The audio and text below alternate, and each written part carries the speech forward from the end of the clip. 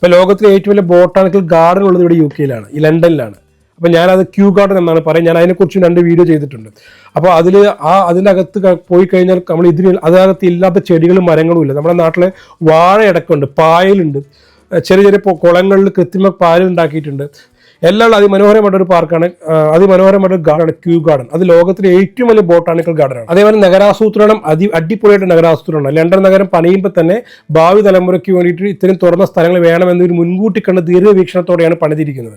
പിന്നെ നഗരത്തിന്റെ കാഴ്ചകൾ എന്ന് പറയുമ്പോൾ ഒരു വളവോ കർവോ ഉണ്ടെങ്കിൽ ആ കർവിനനുസരിച്ചിട്ടായിരിക്കും കെട്ടിടങ്ങൾ ഉണ്ടാവുക. അല്ലാതെ റോഡ് ഇങ്ങനെ ഒരു വളവാണെങ്കിൽ ആ വളവിനനുസരിച്ച് കെട്ടിടങ്ങളുടെ നിർമ്മിതിയും വളഞ്ഞിട്ടുണ്ടാവും. പിന്നെ ഓരോ ഏരിയയിലും ലണ്ടനിലേക്ക് ഓരോ ഭാഗത്തും ഒരു യൂണിഫോമിറ്റിയാണ്. വീടുകൾ ഇങ്ങനെ കെട്ടാൻ പറ്റും. നമ്മുടെ നാട്ടിലൊക്കെ നമുക്കതിലേക്ക് നമ്മൾ ഇഷ്ടപ്പെടുന്ന പോലെ വീട് കെട്ടാൻ പറ്റും. ഇവിടെ അതിന് അനുവാദം കിട്ടില്ല. ഇവിടെ ഗവൺമെന്റിന്റെ ഒരു പ്ലാൻ പ്രകാരം മാത്രമേ വീടുകൾ നമുക്ക് നിർമ്മിക്കാൻ പറ്റുള്ളൂ. ഒരു യൂണിഫോമിറ്റി ഉണ്ട്. അത് ഞാൻ ലണ്ടനിലെ കാര്യമാണ് പറഞ്ഞത്. ഔട്ടറിലൊക്കെ ചില ഇടങ്ങളിലൊക്കെ മാറ്റങ്ങൾ ഉണ്ടാവാം. ഞാൻ 1-2 സ്ഥലങ്ങളിൽ പുറത്ത് ഔട്ടറിലൊക്കെ പോയ സമയത്ത് ഞാൻ ശ്രദ്ധിച്ചിട്ടുണ്ട്. നമുക്ക് ഇഷ്ടമുള്ള പോലെ വീട് പണിയാൻ വേണ്ടി പറ്റും. പക്ഷെ ലണ്ടനിൽ അങ്ങനെയല്ല.